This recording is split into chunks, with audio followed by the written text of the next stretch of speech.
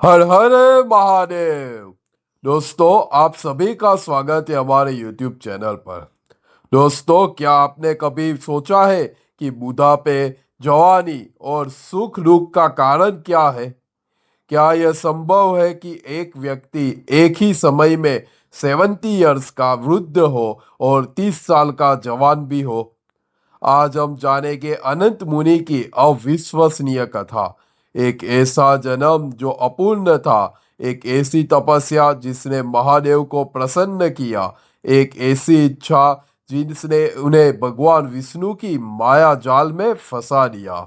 यह कहानी केवल मनोरंजन नहीं है, यह मोह, माया, इंद्रजाल और परम सत्य की पराकाष्ठा है। अगर आप जीवन के सबसे बड़े भ्रम को तोड़ना चाहते हैं, तो यह कथा आपके लिए है। दोस्तों, हमारी कथा उस समय शुरू होती है जब सूत जी भगत राजाओं के सामने पुरुषोत्तम कल्की जी द्वारा बताए गए चार वर्ण, ब्राह्मण, क्षत्रिय, वैश्य और शूद्र के धर्म और संसार में लिप्त या विरक्त रहने वाले वेदों में बताए गए कर्मों का वर्णन कर रहे थे।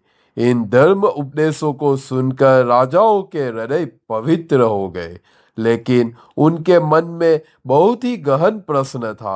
उन्होंने कल्की जी से पूछा, हे भगवान, मनुष्य में स्त्रीत्व और पुरुषत्व का भेद किसने किया है? बुढ़ापे, जवानी, बचपन और सुख दुख आदि का कारण क्या है? ये सब कहाँ से आया है? राजाओं ने स्वीकार किया कि ये ऐसे विषय है जिनके बारे में वे कुछ नहीं समझते। राजाओं का प्रश्न सुनकर भगवान कल्की जी ने अनंत मुनि को याद किया। अनंत मुनि जो मुनियों में श्रेष्ठ थे, तीर्थों में रहने वाले थे और जानते थे कि कल्की जी के दर्शन से ही उनको मुक्ति होगी, वे तुरंत प्रकट हो गए। आते ही उन्होंने आज्ञा मांगी, मुझे क्या करना होगा प्रभु? कहाँ जाना होगा? आप मुझे आज्ञा दीजिए। कल्की जी हंसकर कहा, आपने हमारे सभी के काम देखे हैं और आपको सब मालूम है। भाग्य को कोई नहीं पलट सकता और बिना काम किए किसी को फल नहीं मिलता। मुनि प्रसन्न हुए, पर राजा अचंभे में पड़ गए। उन्होंने कलगी जी से उन दोनों की बातचीत का गहरा रहस्य जानने की प्रार्थना की। राजाओं के आग्रह पर धर्म के रक्षक कलगी जी की उपस्थिति में मुनि श्रेष्ठ अनंत जी ने अपनी कथा शुरू की। उन्होंने बताया कि पुरी का नामक स्थान में उनके पिता विद्युम नामक ब्राह्मण थे, जो वेद वेदांगों के ज्ञाता, धर्मात्मा और दूसरों की भलाई में लगे रहते थे। उनकी माता सोमा पतिव्रता स्त्री थी। समर्थ माता पिता के होने पर भी जब उनका जन्म हुआ तो वे कलियुग यानी नपुंसक पैदा हुए। उनका जन्म माता पिता के लिए अपार दुख और शोक का कारण बना और सब लोग उनकी निंदा करने लगे। दुखी होकर पिता विद्युम जी ने घर बार त्याग दिया और शिव वन में जाकर धूप दीप चंदन से विधि पूर्वक महादेव जी की पूजा करने लगे। उन्होंने शांत सर्वलोकों के स्वामी महादेव जी की स्तुति की, जिनके गले में वासुकी नाग का हार है और जिनकी जटाओं में गंगा माता की तरंगे सुशोभित है। पिता विद्युम जी की स्तुति से संतुष्ट होकर कल्याण के देने वाले महादेव जी अपनी सवारी नंदी पर बैठकर प्रसन्न चित्त होकर प्रकट हुए। पिता ने अपना दुख बताया, मेरा पुत्र नपुंसक है, इसलिए मैं अत्यंत दुखी हूँ। तब महादेव जी ने हंसकर उन्हें पुरुष होने का वर दिया। यहाँ तक कि माता पार्वती ने भी इस वरदान का अनुमोदन किया। वर प्राप्त कर विद्युम जी घर लौट आए और पुत्र को पुरुष बना देख के वे अत्यंत प्रसन्न हुए। जब अनंत मुनि 12 वर्ष के हुए तो उनका विवाह यज्ञराज की रूपवती और मानिनी पुत्री से हो गया। वे गृहस्थ आश्रम में रहने लगे और धीरे धीरे पत्नी के वश में हो गए। कुछ समय बाद उनके माता पिता स्वर्ग सिधार गए। उन्होंने इष्ट मित्रों और ब्राह्मणों के साथ उनके पारलौकिक कर्म किए। माता पिता की मृत्यु से अत्यधिक दुखी होकर उन्होंने भगवान विष्णु की आराधना शुरू कर दी। भगवान विष्णु उनके जप और पूजा से संतुष्ट हुए और स्वप्न में दर्शन दिए। भगवान विष्णु ने उनसे पूछा, इस संसार में स्नेह, मोह आदि से बनी मेरी यह माया है, ये मेरे पिता है, ये मेरी माता है। इस तरह की ममता से जिन लोगों का मन दुखी होता है, वे ही लोग शोक, दुख, भय, उद्वेग, बुढ़ापे और मृत्यु का कष्ट अनुभव करते हैं। अनंत जी ने इससे पहले कि उत्तर देते, भगवान अंतर्धान हो गए और उनकी नींद टूट गई।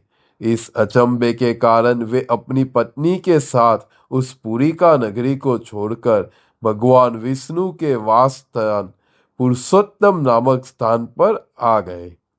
पुरुषोत्तम नामक स्थान के दक्षिण भाग में एक सुंदर आश्रम बनाकर अनंत मुनि अपनी पत्नी और सेवकों के साथ रहने लगे और भगवान विष्णु की सेवा करने लगे।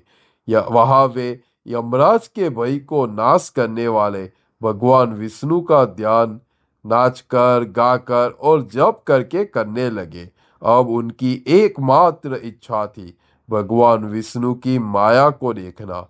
इस प्रकार 12 वर्ष व्यतीत हो गए। व्रत की समाप्ति के दिन द्वादशी को वे अपने बंधुओं के साथ स्नान करने की इच्छा से समुद्र तट पर गए। जैसे ही उन्होंने समुद्र में गोता मारा, भयानक चंचल लहरों ने उन्हें परेशान कर दिया। वे उठने में समर्थ नहीं हो पाए। समुद्र में जानवरों ने उन्हें चोट पहुंचाई। वे कभी उतराने कभी डुबाने लगे, जिससे उनका चित्त व्याकुल हो गया और वे लहरों के थपेटों से चेतनाहीन हो गए। उनका अंग शिथिल पड़ गया। हवा के झोंके से बहते हुए वे समुद्र के दक्षिणी तट पर आ गए। वहां ब्राह्मणों में श्रेष्ठ वृद्ध शर्मा नाम के एक धर्मात्मा धनवान ब्राह्मणों ने उन्हें पाया। वृद्ध शर्मा उन्हें पुत्र के समान अपने घर ले आए और उनका पालन पोषण करने लगे। अनंत मुनि को उस स्थान में दिशाओं का भी ज्ञान न रहा और वे अत्यंत बेबस हो गए। उन्होंने उस ब्राह्मण दंपति को ही अपना माता पिता समझ लिया। वृद्ध शर्मा ने उन्हें धर्मात्मा जानकर अपनी कन्या चारुमती का विवाह उनसे कर दिया। चारुमती तपाए हुए सोने के समान रंग वाली, रूप और गुण से युक्त थी और अपने रूप पर घमंड करने वाली थी। उसे पाकर अनंत मुनि अत्यंत विस्मित और खुश हुए। उन्होंने तरह तरह के भोग और सुखों का आनंद लिया। समय पर उन्हें 5 पुत्र हुए, जय, विजय, कमल, विमल और बुद्ध। वे पुत्रों और अपने लोगों से युक्त तरह तरह के धन के स्वामी बन गए और स्वर्ग के राजा इंद्र की भांति प्रसिद्ध और पूज्य हो गए।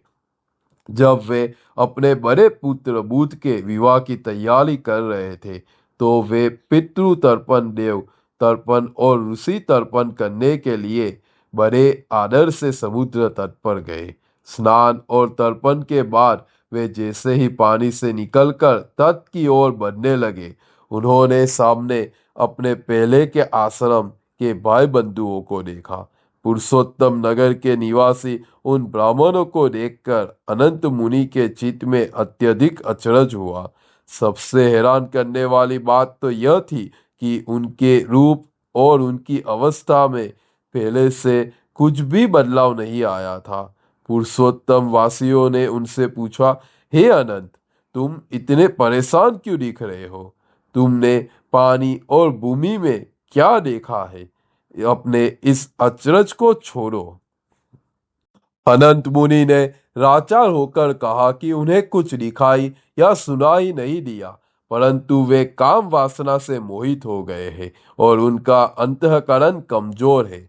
उन्होंने स्वीकार किया, हरि भगवान की माया से मेरी बुद्धि मारी गई है, मेरी इंद्रियां व्याकुल हो रही है, वे सोचने लगे, मैं अनंत कौन हूँ? उन्हें सब कुछ स्वप्न से मालूम हुआ। ठीक उसी समय उनकी पहली पत्नी उन्हें बेबस देखकर रोती हुई उनके पास आई।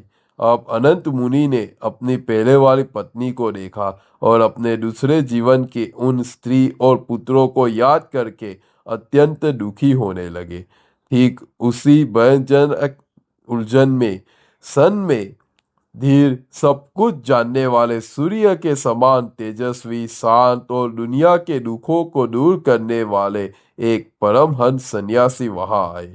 उन परमहंस ने अनंत मुनि को ओर देखकर कहा, हे अनंत, तुम चारुमती और बुध आदि बेटों को छोड़कर यहाँ कब आए हो? क्या आज तुम्हारे पुत्र के विवाह का दिन है? मैंने तुम्हें उस समय 70 वर्ष की आयु का वृद्ध देखा था, परंतु इस समय यहाँ तुम 30 साल के जवान क्यों दिख रहे हो? सन्यासी की ने आश्चर्य व्यक्त किया, मुझे अत्यंत स्तंभ है। मैं देखता हूँ कि यह स्त्री तुम्हारी सहायिका पत्नी है, परंतु वहां मैंने इससे पहले नहीं देखा था। मेरा और तुम्हारा दोनों का इस स्थान पर मिलना इंद्रजाल जैसा मालूम पड़ता है।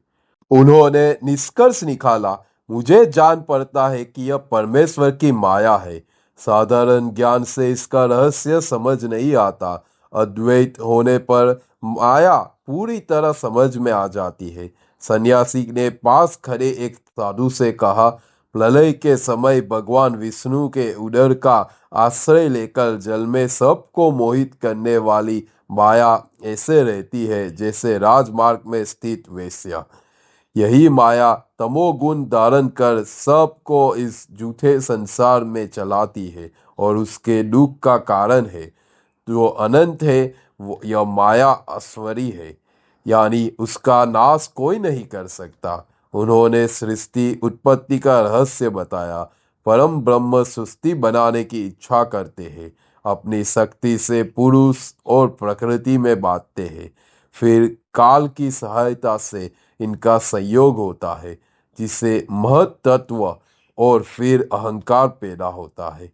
यह अहंकार ही सत्व रज तम के अनुसार ब्रह्म विष्णु और शिव के रूप में परिणित होता है। परमात्मा की माया से ये सभी जीव ढके रहते हैं, जिससे वे संसार में फंसे रहते हैं और अपने उद्धार का कोई उपाय नहीं सोच पाते। ब्रह्मा आदि देवतागण भी इस माया के वश में हो जाते हैं।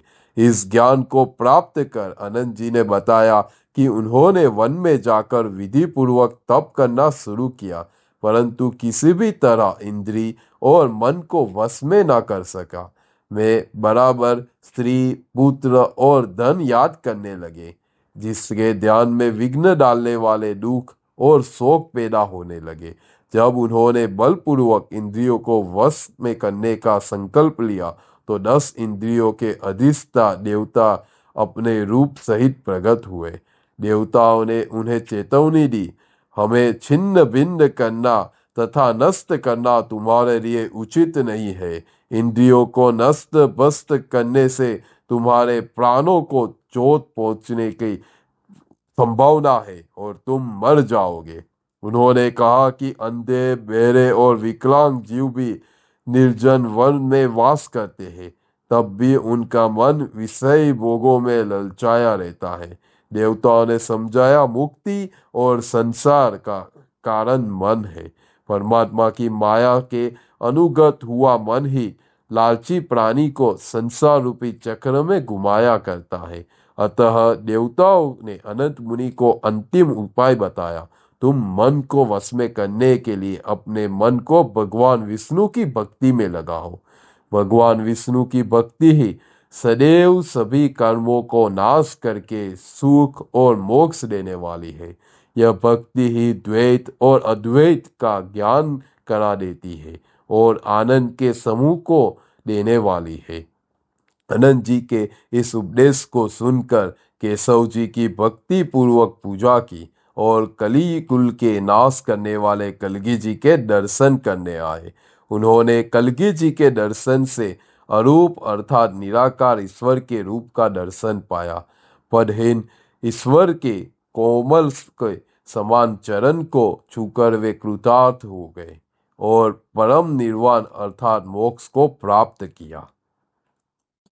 अनंत मुनि जी की यह कथा केवल एक पौराणिक कथा नहीं है। यह हमें सिखाती है कि हम सब चाहे कितने भी ज्ञानी क्यों ना हो, भगवान विष्णु की माया में मोह स्नेह इच्छा के जाल में फंसे हुए हैं। क्या आपने सोचा आप भी अपने स्वप्न रूपी जीवन में किसी मोह जाल में तो नहीं फंसे? सुखदेव जी कहते हैं कि इस कथा को पढ़ने और सुनने से संसार की माया छूट जाती है, अज्ञान रूपी अंधेरा दूर हो जाता है और जन्म मरण से मुक्ति मिल जाती है। अगर इस कथा ने आपको गहराई से छुआ है तो इस वीडियो को लाइक करें, अपने विचार हमें कमेंट में बताएं। और हाँ, काम क्रोध लोभ मोह मद और मत्सर जैसे 6 शत्रुओं को पराजित करने के लिए हमारे चैनल को सब्सक्राइब कीजिए। हर हर महादेव।